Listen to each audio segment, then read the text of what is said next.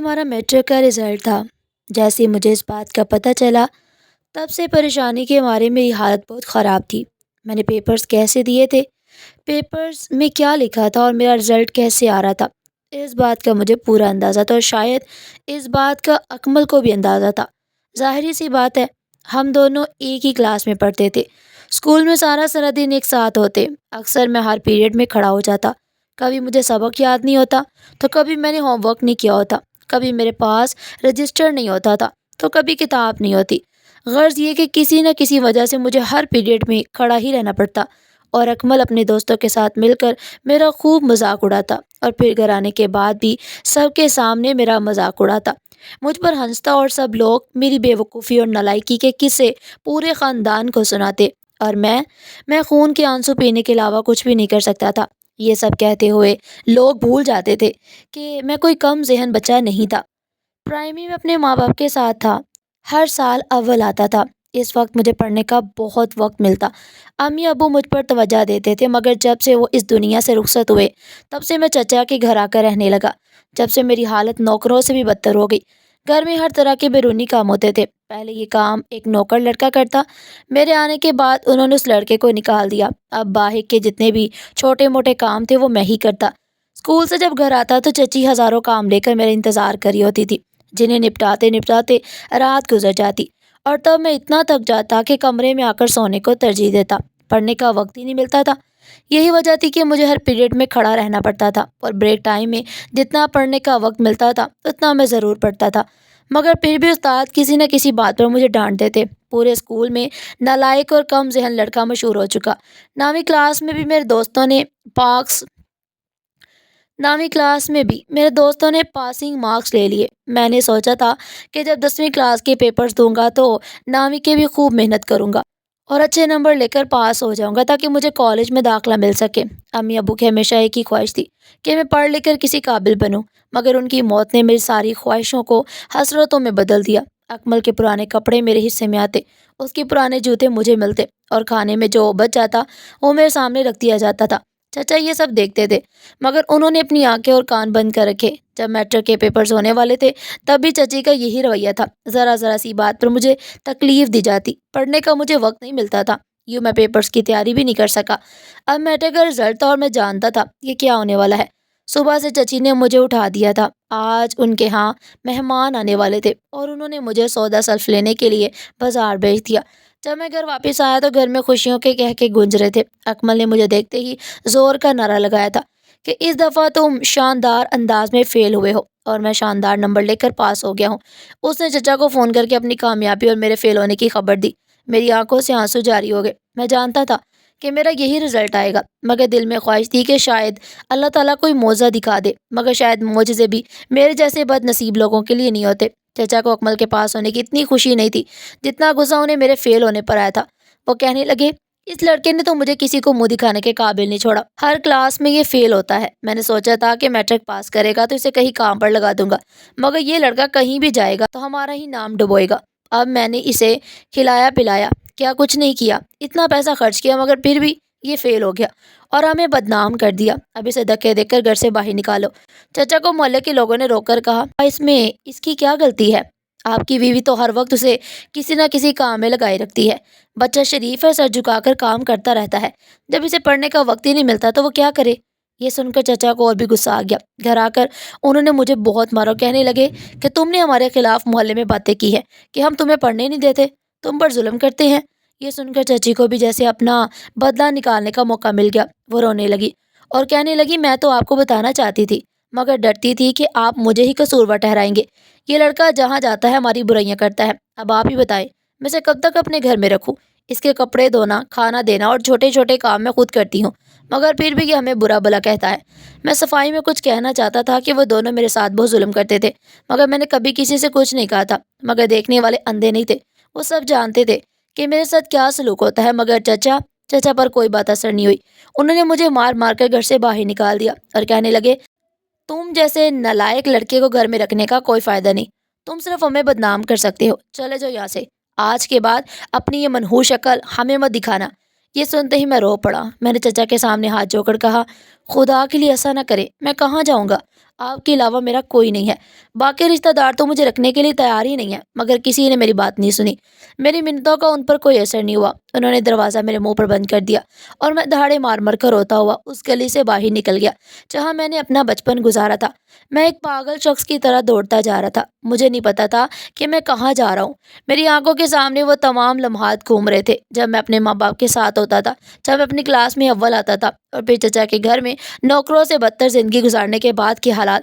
ہر منظر ایک فلم کی طرح میرے دماغ میں چل رہا تھا۔ میں تھک ہار کر ایک سڑک کنارے بیٹھ گیا۔ یہ شہر کی وہ سڑک تھی جہاں رات کے ٹریفک بہت کم ہوتی ہے۔ سردی زوروں پر تھی، دسمبر کا مہینہ تھا اور رات گہری ہو چکی تھی۔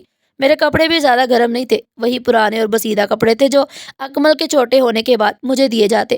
میں نے اپنے کانوں کو ہاتھوں سے ڈھانپ لیا تاکہ سردی کی ٹھنڈی ہوا سے بچ سکوں، مگر جسم کپ کپا رہا تھا۔ جسم کی سردی کے ساتھ ساتھ دل میں بھی ایک عجیب خوفناک سردی اتر چکی تھی۔ میں سوچ رہا تھا، یا اللہ یہ کیسا امتحان ہے، میں کہاں جاؤں؟ میرے پاس ایک پھوٹی کوڑی بھی نہیں۔ میں نے کیا غلط کیا تھا؟ میٹرک میں فیل ہونا میری نالائکی نہیں تھی، یہ ان حالات کا نتیجہ تھا جو مجھ پر مسلط تھے۔ مگر اس حقیقت سے کچھ فرق نہیں پڑتا۔ حقیقت یہ تھی کہ میں بے سہارا، بے گھر اور بد نصیب لڑکا تھا۔ میرے پاس کوئی ٹھکانہ نہیں تھا۔ اچانک مجھے محسوس ہوا کوئی میرے پاس آ کر کھڑا ہے۔ میں نے بھیگی آنکھوں سے اوپر دیکھا۔ ایک ضعیف العمر شخص میرے قریب کھڑا تھا۔ ان کے چہرے پر سفید داڑھی، چہرے پر عجب معصومیت تھی۔ وہ سادہ مگر صاف ستھرے شلوار قمیض میں ملبوس تھے۔ ان کی آنکھوں میں نرمی تھی۔ انہوں نے دھیمی اور محبت بھری آواز میں کہا، بیٹا، سردی میں یہاں سڑک کے کنارے کیوں بیٹھے ہو؟ تم کون ہو؟ تمہارا گھر کہاں ہے؟ میں نے کوئی جواب نہیں دیا، بس میرے آنسو تیزی سے بہنے لگے۔ یہ شاید شفقت کی وہ پہلی جھلک تھی جو مجھے اپنے والدین کی موت کے بعد ملی۔ میرے آنسوؤں نے میرے اندر بند تمام دکھوں کا سیلاب توڑ دیا۔ وہ میرے پاس ہی بیٹھ گئے اور میرے کندھے پر ہاتھ رکھ کر کہا، دیکھو بیٹا، رونے سے غم دور نہیں ہوتے۔ مجھے بتاؤ، شاید میں تمہاری کوئی مدد کر سکوں۔ میں اس سڑک سے روز گزرتا ہوں، مگر میں نے تمہیں آج پہلی دفعہ یہاں دیکھا ہے۔ ان کی اس نرمی نے مجھے حوصلہ دیا۔ میں نے اپنی کہانی سنانی شروع کی۔ میں نے انہیں حازم احمد سے لے کر میرے والدین کی موت، پھر چچا کے گھر کی حالت، چچی کا ظلم، اکمل کا مذاق، میری محنت نہ کر پانے کی مجبوری، اور آج میرے میٹرک کے رزلٹ کے بعد مجھے گھر سے نکالے جانے تک سب کچھ بتا دیا۔ میں بولتا گیا اور وہ خاموشی سے میری بات سنتے رہے۔ جب میں خاموش ہوا تو وہ گہری سانس لے کر بولے، لا حول ولا قوت۔ ان کی آنکھوں میں شدید دکھ اور ہمدردی تھی۔ انہوں نے اپنا ہاتھ میرے سر پر پھیرا اور کہا، بیٹا، ظلم کرنے والے ہمیشہ زیادہ دن تک کامیاب نہیں رہتے۔ خدا ظالموں کو جلد یا دیر سے سزا دیتا ہے، اور تم کم ذہن نہیں ہو۔ تمہارے حالات نے تمہیں وہ موقع ہی نہیں دیا جو ایک طالب علم کو ملنا چاہیے۔ انہوں نے اپنی شال کو مزید ٹھیک کیا اور کہنے لگے، بیٹا، میرا نام محمد یعقوب ہے، اور میری بیوی کے علاوہ میرا اور کوئی نہیں۔ ہم میاں بیوی اکیلے رہتے ہیں، کوئی اولاد نہیں ہے۔ اگر تم اجازت دو تو تم میرے بیٹے کی طرح میرے گھر چلو۔ میں تمہیں اکیلا اس سردی میں نہیں چھوڑ سکتا۔ میں نے حیرت سے ان کی طرف دیکھا۔ کیا دنیا میں ابھی بھی اتنے نیک اور رحم دل لوگ موجود ہیں؟ میں نے ان کے ساتھ چلنے میں ایک لمحے کی دیر بھی نہیں لگائی۔ ان کے ساتھ چلتے ہوئے مجھے ایک عجیب سا سکون محسوس ہو رہا تھا، جیسے ایک بچھڑا ہوا پرندہ اپنے گھونسلے کی طرف لوٹ رہا ہو۔ وہ مجھے اپنے گھر لے گئے، جو بہت سادہ مگر صاف ستھرا تھا۔ اندر ایک بڑی خاتون موجود تھی جن کا چہرہ نورانی تھا اور ان کے ماتھے پر ایک مخصوص چمک تھی۔ انہوں نے مجھے دیکھتے ہی پوچھا، یعقوب صاحب یہ کون ہے؟ یعقوب صاحب نے میری پوری کہانی انہیں سنائی۔ چچی اماں جو نامعلوم وجوہات کی بنا پر فوراً میرے لیے ممتا سے بھر گئی۔ انہوں نے فوراً مجھے گلے سے لگا لیا اور ان کی آنکھوں سے آنسو جاری ہو گئے۔ کہنے لگی، آج کے بعد تم ہمارے بیٹے ہو۔ تم حازم احمد نہیں، تم ہمارے بیٹے احمد ہو جو اللہ نے ہمیں بھیجا ہے۔ انہوں نے میری طبیعت خراب ہونے پر مجھے فوراً گرم پانی دیا، ہلکی پھلکی غذا دی اور مجھے سونے کے لیے صاف ستھرا بستر دیا۔ اس دن مجھے کئی سالوں بعد سکون کی نیند نصیب ہوئی۔ میں نے خواب میں اپنے والدین کو دیکھا جو مسکرا رہے تھے۔ اگلی صبح جب میں جاگا تو چچی اماں اور یعقوب صاحب بستر پر نہیں تھے۔ میں فوراً اٹھا اور باہر آیا تو دیکھا کہ یعقوب صاحب ایک ٹوکری اٹھا کر باہر جانے کی تیاری میں تھے۔ میں نے ان سے پوچھا، ابا جان، آپ کہاں جا رہے ہیں؟ انہوں نے مسکرا کر کہا، بیٹا، میں ایک فیکٹری میں مزدوری کرتا ہوں، میری دہاڑی سے ہی ہمارے گھر کا چولہا جلتا ہے۔ یہ سن کر میرے دل کو شدید تکلیف ہوئی۔ میں نے سوچا میں اپنی نالائکی اور بے بسی کی وجہ سے ان پر بوجھ بنوں۔ یہ دونوں میری خاطر اتنی تکلیف اٹھائیں۔ اب جب اللہ نے مجھے یہ نئی زندگی دی ہے تو مجھے بھی کچھ کرنا چاہیے۔ میں نے فوراً ان کا ہاتھ پکڑ لیا اور کہا، ابا جان، یہ میں نہیں ہونے دوں گا۔ میری عمر ابھی مزدوری کرنے کی ہے۔ میں آپ کی عمر میں آپ کو مزدوری نہیں کرنے دوں گا۔ آپ مجھے اپنا بیٹا کہتے ہیں تو مجھے آپ کی خدمت کرنے دیں۔ میں بھی آپ کے ساتھ چلوں گا اور مزدوری کروں گا۔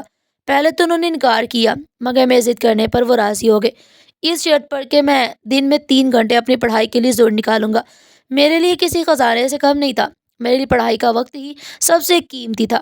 میں نے ان کے ساتھ مزدوری شروع کر دی۔ صبح سویرے ہم دونوں کام پر جاتے، سخت مشقت کرتے اور شام کو تھک ہار کر واپس آتے۔ دن بھر کی محنت کے بعد مجھے اپنی تعلیم کا ایک ایک لمحہ سونے سے بھی زیادہ قیمتی لگتا۔ میں ایک عجیب جنون کے ساتھ پڑھنے لگا۔ اس محنت، یعقوب صاحب کی محبت اور چچی اماں کی دعاؤں کا اثر تھا کہ نہ صرف میں نے اس سال پرائیویٹ امیدوار کے امتحان میں شرکت کی اور پاس کیا، بلکہ میں نے یہ ثابت بھی کر دیا کہ میں کم ذہن نہیں تھا۔ میرے فیل ہونے کی وجہ میرے حالات تھے۔ یعقوب صاحب اور چچی اماں کی خوشی دیکھنے کے قابل تھی۔ ان کی آنکھوں میں آنسو تھے، فخر کے آنسو۔ انہوں نے کہا، بیٹا یہ تمہاری محنت ہے اور اللہ کا انعام ہے۔ اس کے بعد میں نے پیچھے پلٹ کر نہیں دیکھا۔ اب میرے پاس ایک خاندان تھا، ایک گھر تھا اور سب سے بڑھ کر عزت نفس تھی۔ میں نے فوراً ایک مقامی کالج میں داخلہ لے لیا۔ میرا معمول یہ بن گیا کہ صبح کالج جاتا اور باقی وقت شہر کی ایک چھوٹی سی دکان پر کام کرتا تاکہ گھر کے اخراجات میں ہاتھ بٹا سکوں اور اپنی کتابوں کا خرچہ نکال سکوں۔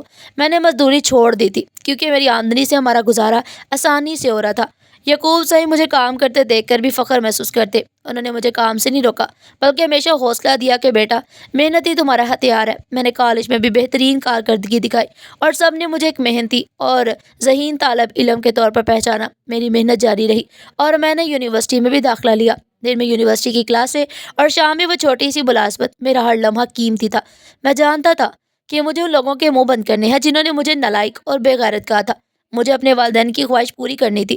یونیورسٹی کی تعلیم مکمل کرنے کے بعد میں نے ایک اچھی جگہ پر ملازمت حاصل کر لی، مگر میرا سفر یہاں ختم نہیں ہوا۔ مجھے اب بھی ایک بڑا مقصد حاصل کرنا تھا۔ میں نے ملازمت کے ساتھ ساتھ سینٹرل سپیریئر سروسز CSS کے امتحان کی تیاری شروع کر دی۔ یہ ملک کا سب سے مشکل مقابلہ امتحان تھا جس کی تیاری کے لیے ہزاروں روپے خرچ ہوتے، مگر میرے پاس علم اور محنت کی دولت تھی۔ یعقوب صاحب نے اپنی ساری زندگی کی جمع پونجی میرے لیے نکال دی اور کہا، بیٹا پڑھو، ہم تمہارے ساتھ ہیں۔ ان کے اعتماد نے مجھے مزید طاقت دی۔ میری محنت رنگ لائی اور اللہ کا شکر ہے کہ میں نے پہلی کوشش میں کامیابی حاصل کر لی اور اسسٹنٹ کمشنر کے عہدے پر فائز ہوا۔ جس لمحے مجھے خبر ملی میں نے سب سے پہلے یعقوب صاحب اور چچی اماں کو گلے سے لگایا اور ہم سب خوشی سے روئے۔ وہ دونوں خوشی سے پھولے نہیں سما رہے تھے۔ ان کی دعائیں قبول ہو گئی تھی۔ قسمت کا کھیل اور یقین نہیں آتا، میری تعیناتی اسی ضلع میں ہوئی جہاں میرا آبائی شہر تھا۔ میں نے اپنا دفتر سنبھالا اور اپنے فرائض پوری ایمانداری سے انجام دینے لگا۔ مجھے غربت میں رہنے والے لوگوں اور ظلم سہنے والے بے سہارا لوگوں کی قدر تھی۔ ایک دن مجھے اپنے سرکاری عملے کے ذریعے دعوت نامہ ملا۔ دعوت نامہ میرے چچا کے گھر سے آیا تھا جس پر میرے کزن اکمل کا نام لکھا ہوا تھا۔ وہ ایک انسپیکٹر کے عہدے پر فائز تھا۔ اس نے اپنے گھر پر ایک چھوٹی سی تقریب رکھی اور اس نے اپنے علاقے کے نئے تعینات ہونے والے اسسٹنٹ کمشنر کو مدعو کیا تھا۔ وہ مجھے حازم احمد نہیں سمجھ رہا تھا، وہ مجھے صرف عہدے کے اعتبار سے بلا رہا تھا۔ مجھے پتا تھا یہ دعوت صرف دکھاوا تھا، مگر میں گیا سرکاری گاڑی اور باڈی گارڈز کے ساتھ۔ جب میں اس کے گھر پہنچا تو دروازے پر انسپیکٹر اکمل نے میرا استقبال کیا۔ اس نے ایک لمحے کے لیے میرے چہرے کو غور سے دیکھا۔ شاید اس کے وہم و گمان میں بھی نہیں تھا کہ یہ وہی حازم احمد ہے جسے اس نے ہمیشہ نالائق اور کمتر سمجھا۔ اس کے ذہن میں اسسٹنٹ کمشنر کا ایک الگ تصور تھا اور میں اس تصور میں فٹ نہیں ہو رہا تھا۔ اس نے بڑے ہی رسمی انداز میں ہاتھ ملایا اور مجھے اندر لے گیا۔ اندر کافی رشتہ دار موجود تھے جن میں میرے چچا اور چچی بھی شامل تھے۔ جیسے ہی میں کمرے میں داخل ہوا سب کی نظریں مجھ پر جم گئی۔ میرے چچا چچی تو مجھے دیکھتے ہی سکتے میں رہ گئے، ان کے چہرے کے رنگ اڑ گئے۔ اکمل نے فخر سے میرا تعارف کرایا کہ یہ ہے ہمارے علاقے کے نئے اسسٹنٹ کمشنر۔ چچا اور چچی کی آنکھوں میں حیرت، خوف اور شرمندگی تھی، ان کی زبان گنگ ہو چکی تھی۔ چچی نے کانپتے ہوئے میری طرف اشارہ کر کے کہا، یہ حازم احمد۔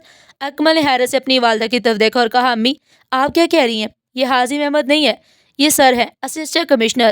حازم احمد تو وہ نالائق لڑکا تھا جسے آج تک کوئی ملازمت بھی نہیں ملی ہوگی۔ میں نے مسکراتے ہوئے چچا چچی کی طرف دیکھا اور کہا، جی چچی اماں، یہ میں ہی ہوں، حازم احمد، وہی نالائق، کم ذہن اور گھر سے نکالا جانے والا لڑکا۔ کمرے میں مکمل خاموشی چھا گئی۔ کسی کو یقین نہیں آ رہا تھا۔ میں نے کرسی پر بیٹھ کر گہری سانس لی اور اپنی کہانی کا خلاصہ ایک مختصر مگر پراثر انداز میں سب کے سامنے بیان کر دیا۔ میں نے نوکروں سے بدتر زندگی گزاری، مجھے پڑھنے کا وقت نہیں ملا، میں جان بوجھ کر فیل نہیں ہوا تھا، مگر جس رات آپ نے مجھے گھر سے نکال دیا اسی رات مجھے ایک فرشتہ صفت انسان ملا، محمد یعقوب صاحب۔ انہوں نے مجھے اپنا بیٹا بنایا، میری تعلیم کا خرچہ اٹھایا اور مجھے ماں کی طرح پیار دیا۔ یہ ان کی دعا اور میری محنت کا نتیجہ ہے کہ آج میں اسسٹنٹ کمشنر ہوں اور آپ کا بیٹا صرف انسپیکٹر۔ یہ لفظ میں نے زور دے کر کہا۔ چچا کا سر شرم سے جھک چکا تھا اور چچی کی آنکھوں میں ندامت اور پچھتاوے کے آنسو تھے۔ اس وقت انہیں اپنی غلطی کا احساس ہو رہا تھا۔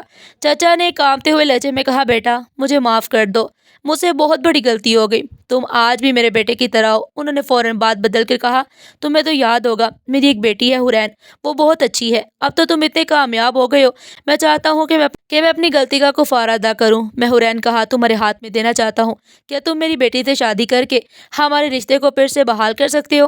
میں نے ایک لمحہ بھی نہیں سوچا اور صاف انکار کر دیا اور کہا، چچا مجھے کوئی رشتہ جوڑنا نہیں، مجھے اس وقت عزت اور محبت کی ضرورت تھی جب آپ نے مجھے نوکروں سے بدتر سمجھا، مجھے رشتہ داری اس وقت چاہیے تھی جب آپ نے مجھے سردی کی رات میں گھر سے باہر نکال دیا، جس نے مجھے نفرت اور بے بسی دی۔ میں اس گھرانے سے اب کوئی رشتہ نہیں رکھنا چاہتا۔